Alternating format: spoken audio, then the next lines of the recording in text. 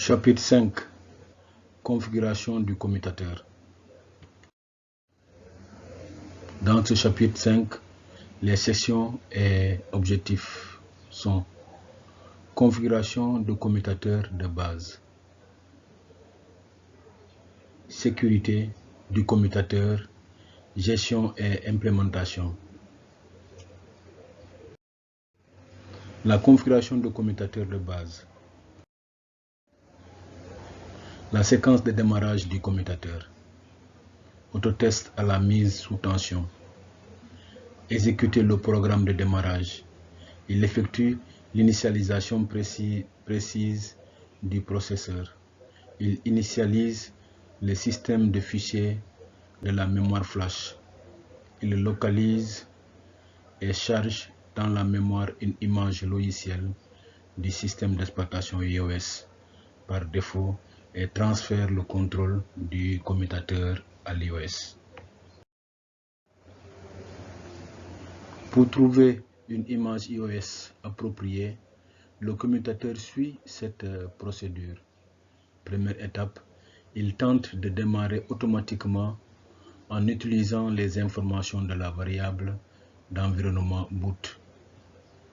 Étape 2, si cette variable n'est pas définie, il cherche dans le système de fichiers flash en le parcourant de haut en bas. Il charge et exécute le premier fichier exécutable s'il le peut.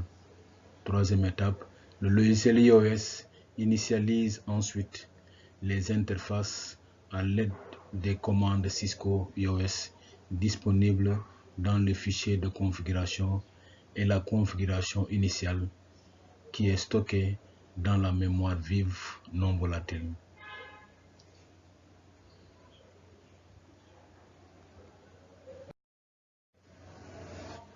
Récupération après une panne système. Le programme de démarrage peut également être utilisé pour gérer le commutateur s'il est impossible de charger l'OS. Il est accessible via une connexion console pour cela. Connecter un PC via un câble de console au port console du commutateur. Débrancher le cordon d'alimentation du commutateur. Rebrancher le cordon d'alimentation sur le commutateur et maintenir le bouton mode enfoncé. La LED système devient brièvement orange puis vert. Relâchez le bouton mode. L'invite switch du programme de démarrage s'affiche dans le logiciel d'émulation et terminal sur le PC. Les voyants du commutateur. Si les commutateurs Cisco Catalyst, sur les commutateurs Cisco Catalyst, chaque port possède des indicateurs d'état.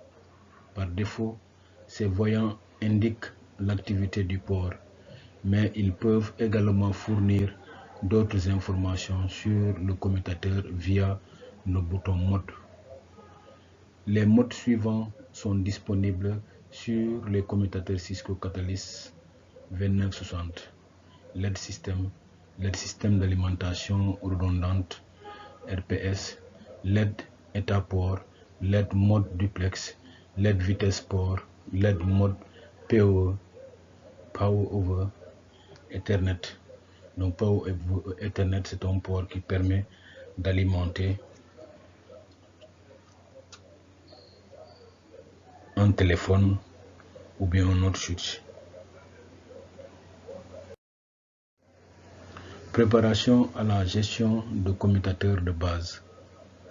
Pour gérer à distance un commutateur Cisco, celui-ci doit être configuré pour accéder au réseau. Un câble console est utilisé pour connecter un PC au port de console d'un commutateur à des fins de configuration. Les informations IP, adresse MAC, adresse MAC de sous-réseau passerelle doivent être attribuées à une interface virtuelle commutée SVI.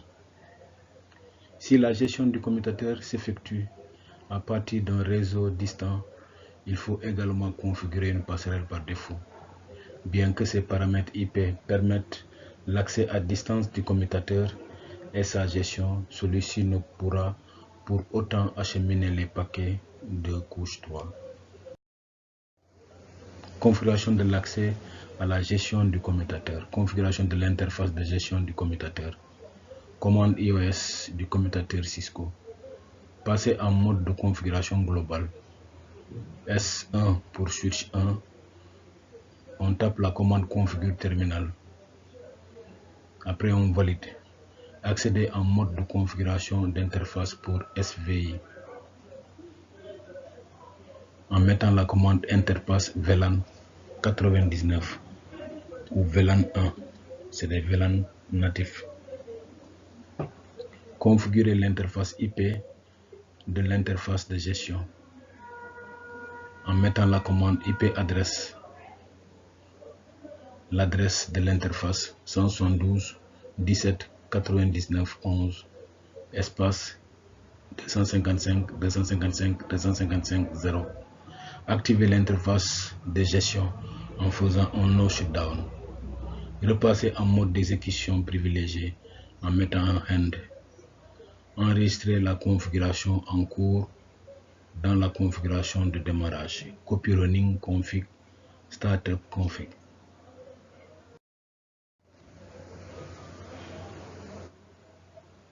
Configuration de la passerelle par défaut. Passer en mode de configuration globale. Configure terminal.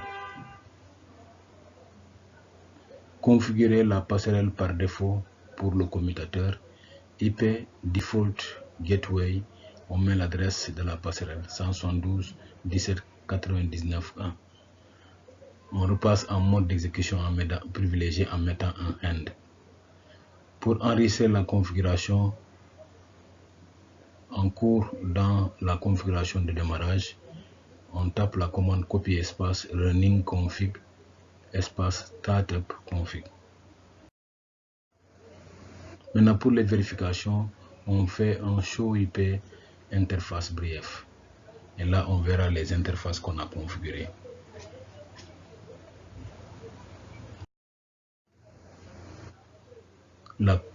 La commutation en mode duplex. Communication bidirectionnelle simultanée duplex intégral. Envoi et recevoir simultanément. Il y a la flèche qui va vers la droite et celle qui revient de la droite vers la gauche.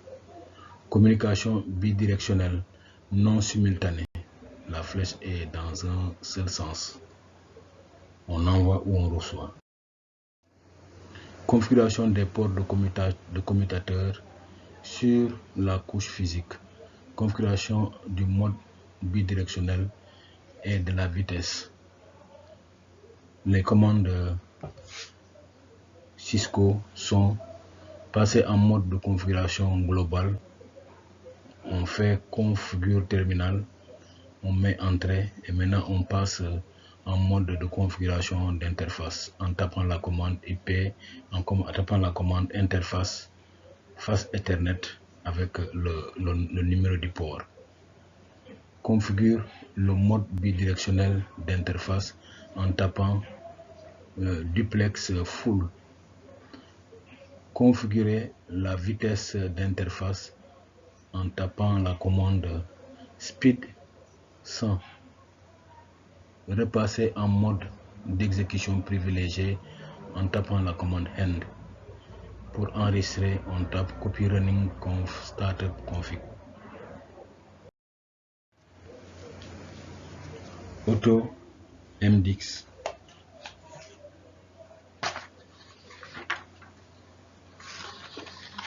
Certains types de câbles droits ou croisés étaient indispensables pour connecter des appareils. La fonction Auto M10, interface croisée dépendante du support, élimine ce problème. Lorsque cette fonction est activée, l'interface détecte automatiquement la connexion et la configuration en conséquence. Lorsque la fonction AutoDix est utilisée sur une interface, la vitesse et le mode duplex de celle-ci doit être réglé sur auto. Par défaut, la fonction auto M10 est activée sur les commutateurs dotés de la version 12.2 ou ultérieure du logiciel Cisco iOS. Pour les versions comprises entre 12.1 et 12.2 de ce même logiciel, la fonction Auto M10 est désactivée par défaut.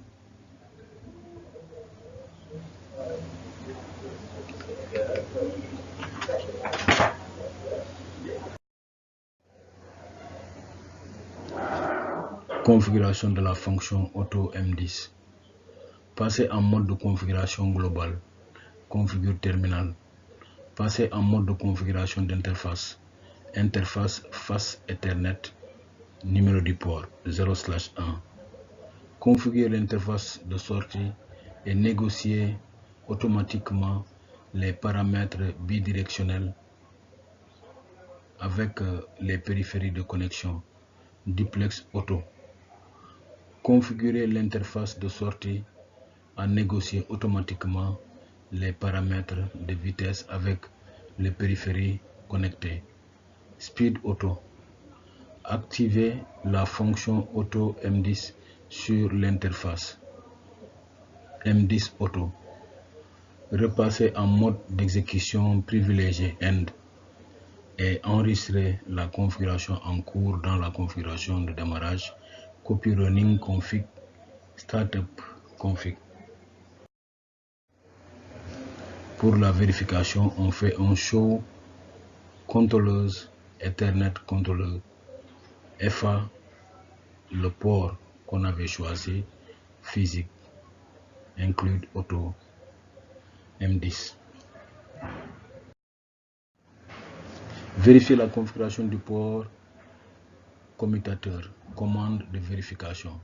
Afficher l'état de la configuration des interfaces, show interface. Afficher la configuration initiale actuelle, show startup config. Afficher la configuration en cours, show running config. Afficher les informations sur le système de fichiers flash, show flash. Afficher l'état matériel et logiciel du système, show version. Afficher l'historique des commandes exécutées, show history. Afficher les informations IP d'une interface, show IP, on met l'interface. Afficher la table d'adresse MAC, show MAC address table, show MAC address table. Donc voilà, c'est des commandes qu'il faut retenir pour ces commandes vous permettant de vérifier tout ce que vous voulez dans la configuration, soit l'interface, soit la version, soit les mémoires. Le problème de la couche d'accès réseau, show interface face Ethernet 0/1. Donc on a les réponses et les configurations qui vont s'afficher.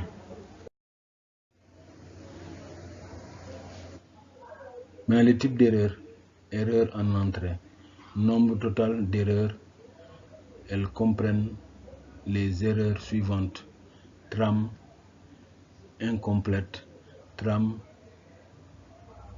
géante, pas de mémoire tampon, CRC, trame, débordement et compte ignoré. Trame incomplète, paquets éliminés car ils sont inférieurs à la table de paquets minimale.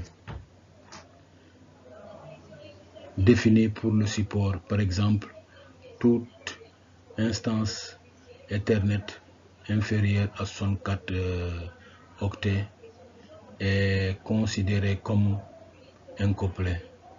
Trame géante, paquets éliminés car ils sont supérieurs à la taille de paquet maximal. définie pour le support.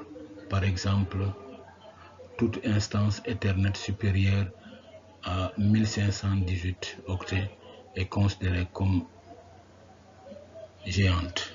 CRC. Les erreurs CRC sont générées lorsque la somme de contrôle calculée ne correspond pas à la somme de contrôle reçue. Erreur en sortie. Somme de toutes les erreurs ayant empêché la transmission finale des datagrammes vers l'interface examinée.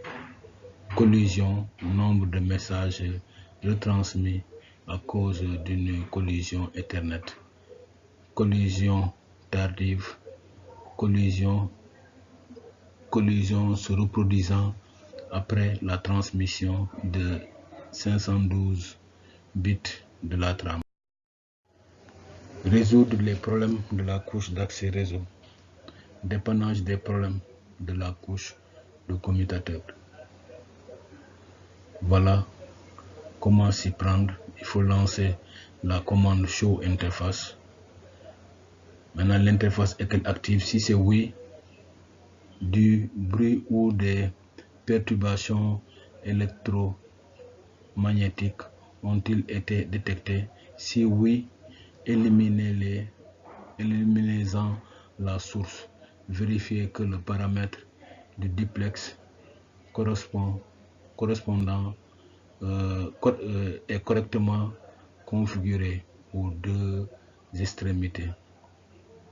Maintenant, si le problème est-il résolu? Oui, terminé. Non,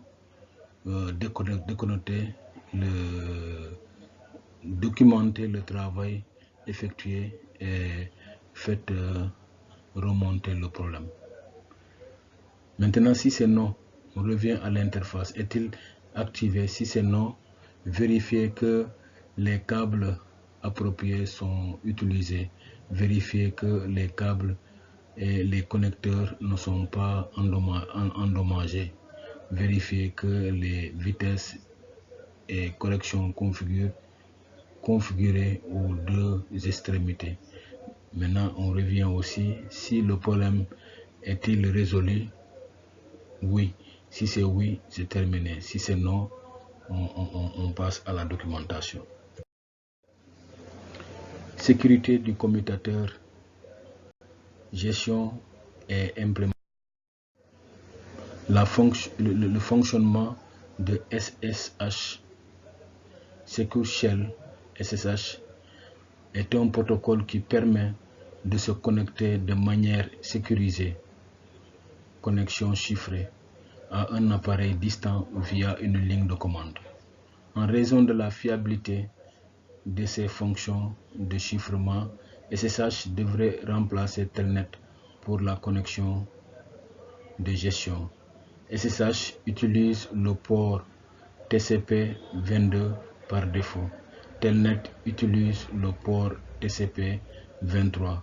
Il faut disposer d'une version de logiciel iOS comprenant des fonctions et des fonctionnalités chiffrées pour pouvoir utiliser SSH sur le commutateur Catalyst 2960. La configuration de SSH.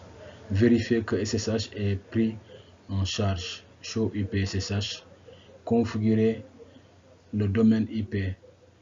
Générer les paires de clés RSA. Configurer l'authentification utilisateur. Configurer les lignes VTIY. Activer SSH version 2. Donc configure terminal. Après on met IP domaine name cisco.com, crypto key generate. Après on mettra username admin secret CCNA par exemple, line VT 0 jusqu'à 15, transport input SSH, login local exit et IP SSH version 2 et on fait exit. la vérification, connexion SSH et gestion à distance. On fait le login, par exemple le login, et on met le mot de passe. Après, on continue en mettant le mot approprié. Donc, pour la vérification, la suite de la vérification, on fait un show IP SSH. Sécuriser les ports utilisés. Showrun.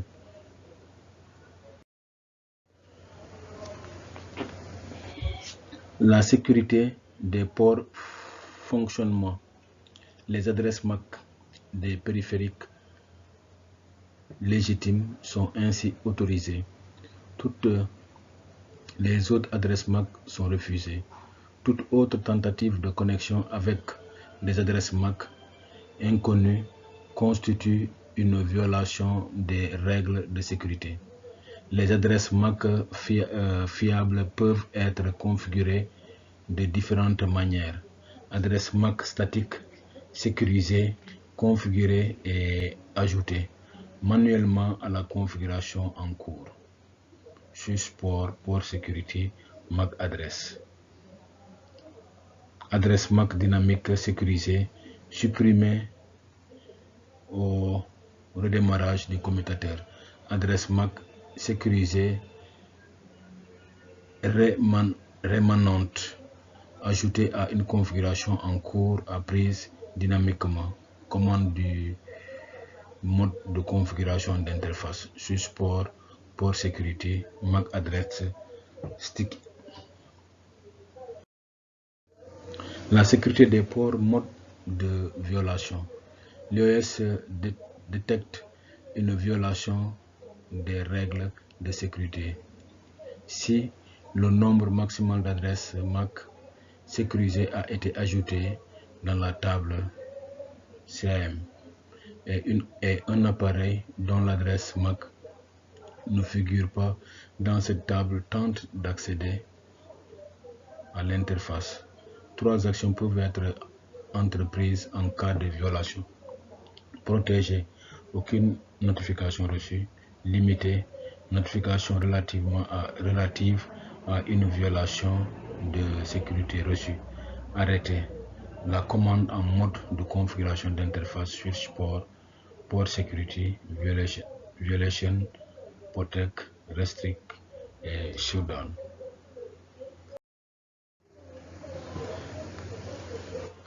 En mode de violation de sécurité inclut les modes protect, restrict et shutdown.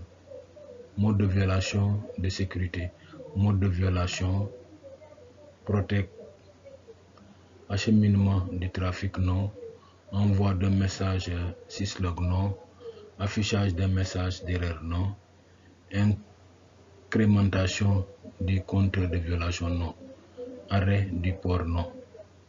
Quant au restrict, c'est non pour l'acheminement du trafic, oui pour l'envoi du message syslog, non pour affichage de message d'erreur, oui pour incrémentation du compte de violation et un non pour arrêt du port. Quant au shutdown, il y a non pour acheminement du trafic, non pour envoi de message syslog, non pour affichage de message d'erreur, oui pour incrémentation du compteur de violation et arrêt du port. La sécurité du port, configuration. Les paramètres par défaut de configuration, c'est sur le tableau. Donc essayez de vous exercer parce qu'on a mis toutes les commandes. Pour la vérification, toujours mettre un show, port sécurité, interface, face internet et on met l'adresse de l'interface. Ici on fait un show run pour voir la utilisé. Port désactivé en raison d'une erreur. Une violation des règles de sécurité des ports peut entraîner la désactivation d'un commutateur suite à une erreur. Le port est alors arrêté. Le commutateur signale ces événements via les messages de console. Port désactivé en raison d'une erreur. Pour vérifier, on fait un show interface FA et on met le port plus statut de l'interface. On peut aussi faire un show port security espace interface face Ethernet numéro du port. Il faut utiliser la commande du mode de configuration d'interface shutdown ou no shutdown pour réactiver le port. La commande show interface permet également de détecter un port de commutateur désactivé suite à une erreur. Synthèse. Séquence d'amorçage de commutateur LAN Cisco. Mode de voyant de commutateur LAN Cisco. Comment accéder à distance à un commutateur LAN Cisco et le gérer via une connexion sécurisée. Mode duplex de port de commutateur LAN Cisco. Sécurité de port, mode de violation et action pour les commutateurs LAN Cisco. Bonnes pratiques relatives au réseau commuté. Lorsqu'un commutateur LAN Cisco est mis sous tension, dans la première fois, il exécute la séquence de démarrage suivante. D'abord, le commutateur exécute un programme PO on self test post stocké dans la mémoire ROM. Le post contrôle le sous-système du processeur.